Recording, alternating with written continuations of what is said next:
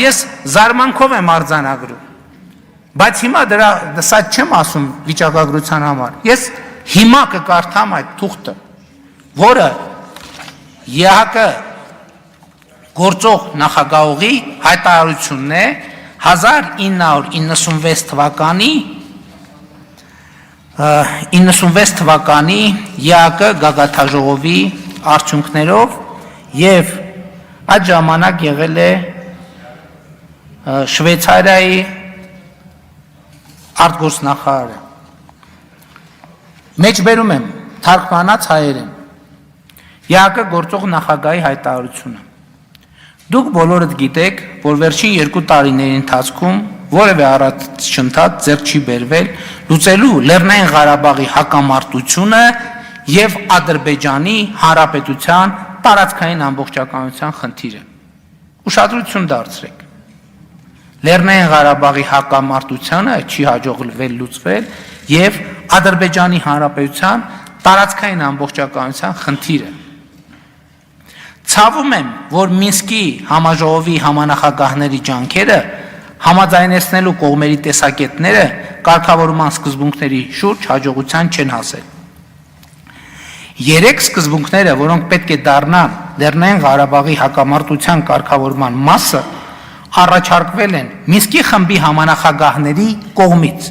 Այդ 3 սկզբունքները աջակցում են Մինսկի խմբի բոլոր անդամ երկրները։ Այդ սկզբունքներն են Հայաստանի և Ադրբեջանի տարածքային ամբողջականություն, սա մեկ, Լեռնային Ղարաբաղի իրավական կարգավիճակ, արտացոլված ինքնորոշման վրա հիմնված համաձայնագրում, որը Լեռնային Ղարաբաղին կշնորհի ամենաբարձր աստիճանի ինքնակառավարում Ադրբեջանի կազմում։ Լեռնային Ղարաբաղի և նրա ողջ բնակչության անվտանգության ապահովում ներառյալ կողմերի կողմից փոխադարձ պարտավորություն երաշխավորելու համար համապատասխանությունը կարգավորման սկզբունքներին։ Ցավում եմ, որ մասնակից պետություններից մեկը Հայաստանի Հանրապետությունը չկարողացավ սա ընդունել։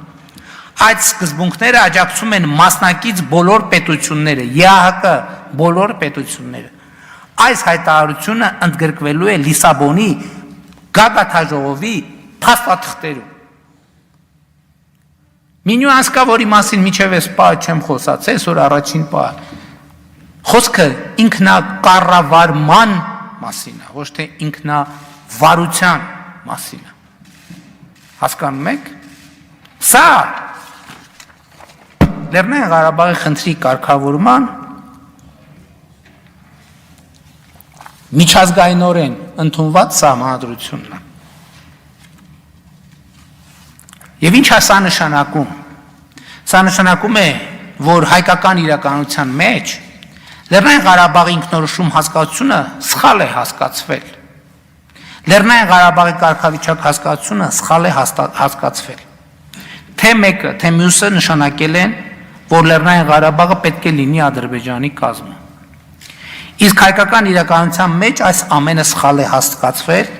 որովհետև 1996 թվականից հայ հանրությունը հասանելիություն չի ունեցել այդ փաստաթղթին։ Հասկանում եք, 96 թվին ինտերնետ չի եղել, նույնիսկ նորմալ ինտերնետ գուցե եղել է, այն իմաստով։ Նույնիսկ նորմալ էլեկտրոնային փոստ չի եղել, սոցիալական ցանցեր չեն եղել։ Եվ ինչա տեղի ունեցել այս պայմաններում։ Տեղի է ունեցել հետևյալը.